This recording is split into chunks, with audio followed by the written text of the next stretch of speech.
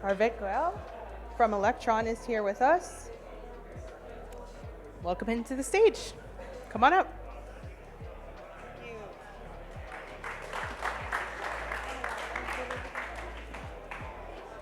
Hi everyone, this is Garvit. I'm the founder and CEO of Electron, and we are building a proof aggregation layer. Before I start, I have a question for everyone. How many people have heard of proof aggregation before? Show of hands, like, has anyone heard of proof aggregation before? Okay, a couple of people I can see. Okay, great. So I just want to say, like, feel free to ask questions in the middle of the presentation. Like, would love to, just take them as I go through it. Okay. So I just want to point towards a problem statement that no one is talking about in the ZK space, which is the cost of verifying proofs on Ethereum. So currently, the cost of verifying one proof is like $30. And if you verify one proof, like every Ethereum block, annually that turns out to be $100 million a year. And this is a number no one talks about. And no project can actually afford to pay this unless you have a lot of users you can pass this on to. So this is the problem statement we are solving. And most ZK companies out there are actually focused on this part of the equation, which is improving the proving side performance, hardware, etc. We are the only company focusing on this bigger part of the stack, which is the verification side of things. Yeah.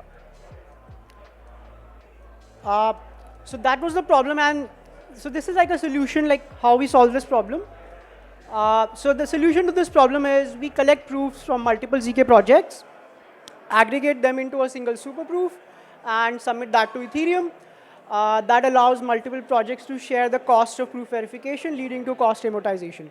So that's like how we achieve like a 95% reduction in gas costs on Ethereum and other L1s as well in future. So what I just presented is not just some theoretical protocol that will ship a year from now. This is live today on testnet. And we are actually aggregating proofs from some of the top ZK projects that are live on mainnet today. These ZK proofs are stuff that is being submitted on mainnet and that we picked up from mainnet, and we are aggregating on testnet right now. And we've been live for the last 4 months. And in those 4 months, if we had been live on mainnet, we would have saved projects $700,000 in proof verification costs on Ethereum.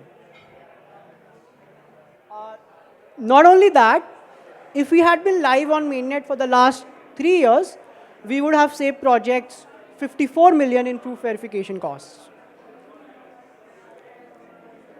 In the next 5 years, as ZK evolves and as most of the Ethereum block space is used for roll-up settlements, most of the Ethereum block spaces will be filled with ZK proofs. And if you assume a 60% fill up of Ethereum block space with ZK, projects will be paying like $10 billion every year in just verifying proofs on Ethereum.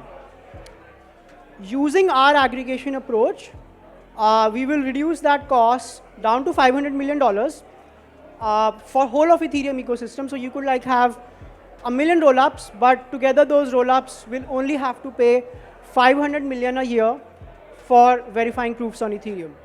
And we'll obviously, as a protocol, we have to be profitable, so we'll try to capture some of this value that we create in terms of gas savings. Does anyone have any questions so far? Yeah. Sorry? Yeah, so we are likely to hit mainnet January or February of this year. So the challenge that we are facing is most projects like have a certain schedule of submitting proofs on Ethereum, and we want to make sure that that schedule actually matches with our schedule of submitting proofs on Ethereum. So that's something we are figuring out, and You have a question? Okay.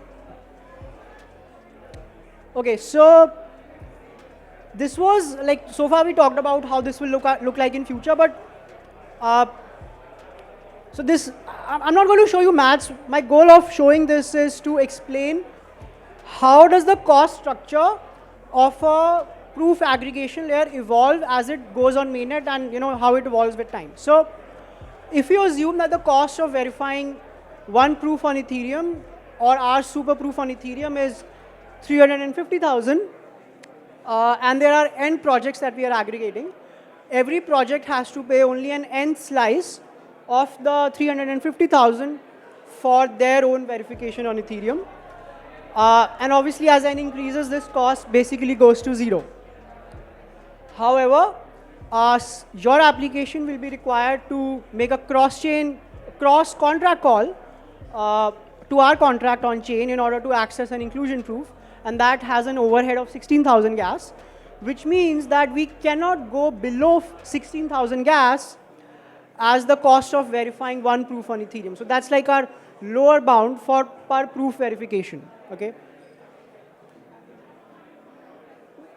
And if we plot this equation on a graph, something very interesting emerges, right? So on the left side, you'll see this is the cost structure when we are aggregating not a large number of proofs, like let's say less than 50 proofs. And the cost falls very rapidly if you're aggregating a large number of proofs. Now, the interesting part is, so when you launch on mainnet on day one, you're starting on this part of the graph, okay, which is like the cost is quite low, but it's still a lot higher than what we can actually achieve. And as we keep adding more and more protocols to our aggregation layer, the cost continues to come down. And once you are aggregating, let's say, 25 protocols, the cost has come down quite a lot, and there's a significant reduction. And the interesting part is, on testnet, we are already here today. Okay, so we are not, when we launch on mainnet, we'll not be starting with like a very high gas cost. We already have achieved an 88% reduction in gas costs on the testnet that we've been running. And as of today, we are working with most of the ZK projects in the space. Between these folks and some of the folks that we are onboarding within this year, we have onboarded roughly 60% of the ZK market on Ethereum. So all these people have signed up to aggregate their proofs with us. The reason this is important is because when we launch, we will be right here in the cost structure. Again, we want to be as right as possible in this graph in order to offer like a significant reduction in gas costs. Again, would love to take any questions at this point. Okay, so I would like to address some common misconceptions that we hear when people talk about proof aggregation, okay? Let's go them one by one. So the very first one is, people just assume that aggregation is a trade-off, that you're reducing your cost, but you're increasing your latency. That is not true. We actually reduce both your cost and settlement time on Ethereum. And the way we do this is, so right now the cost of verifying proofs is so high that projects can afford to settle proofs on Ethereum once every 30 minutes or 1 hour.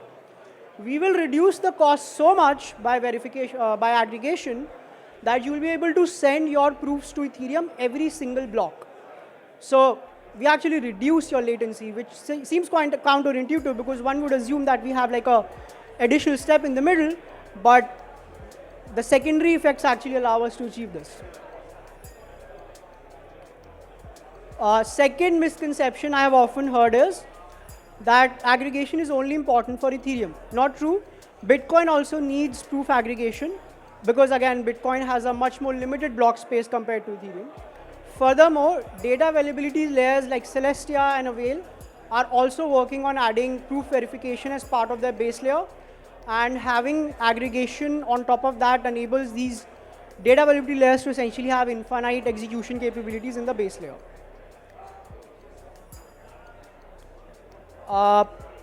The third one that I often get is that aggregation only works for like a one proving scheme at a time. That let's say we start the aggregation that you only can support, like you can only do this for one ecosystem at a time or one particular type of proving system, a proving scheme at a time. Again, not true. Our aggregation layer is a universal proof aggregation layer. It supports all proving systems in one layer and all ecosystems in that layer itself. In fact, as of today, we are already aggregating 8 different proving systems, and together these proving systems cover 95% of the ZK prover market.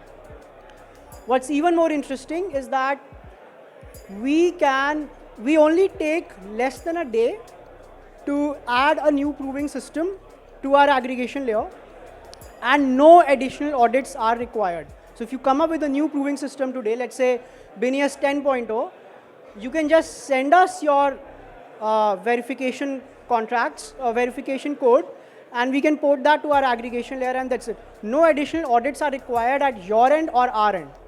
Okay, so yeah. And one of the last things I wanted to discuss is, so we are actually working very closely with RiscZero, both for aggregating their proofs. At the same time, we are actually utilizing their ZK VM to power our infrastructure for aggregation. One of the reasons we selected RiscZero is because we did a very deep analysis of which one is faster, and I think the development that RiscZero has done in the last 2 years is really showing across, and that's why we decided to work with them. Yeah. One last thing I wanted to mention is the process of integration itself. So if you decide to work with us, the integration process is actually like flipping a switch. So earlier you were sending your proof directly to Ethereum from your prover. Now you send that proof to us, our aggregator, which then sends it to the on-chain Electron contracts, from where you can do an inclusion check in your project contracts on-chain. And that's it. Yeah, that's it from my side. Yeah.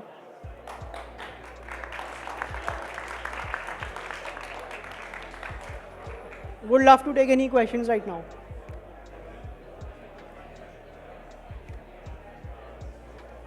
Yeah, with Bitcoin, that's actually very interesting. Are you operating on a Bitcoin testnet where they've activated opcat and other opcodes, or are you able to do stuff on Bitcoin layer 1 today without a soft fork? No, we are not live on Bitcoin today, but we want to be as soon as that particular opcode is made available.